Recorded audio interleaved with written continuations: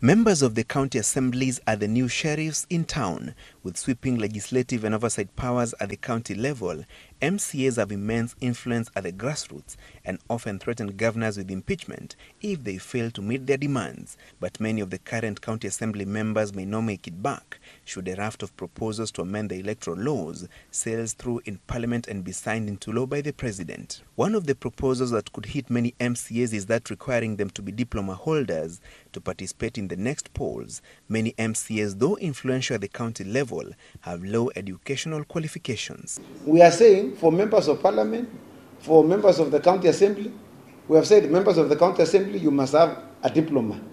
But in 2022, you must have a degree. So we have given them sufficient notice. The Elections Act of 2011 does not specify the qualifications for election as a member of the County Assembly. The Justice and Legal Affairs Committee, that is spearheading the Electoral Laws Amendment Bill of 2015, insists on legislative clarity to enable IEBC prepare adequately for next year's polls, particularly on the clearance of the contestants and timely printing of the ballot materials. The educational level has already been set. You must have a degree minimum. Now, you are electing a member of the county assembly to go and oversight a person who has a higher educational standard than yourself. Surely, you don't expect to do much in terms of your oversight. Amendments to the standing orders.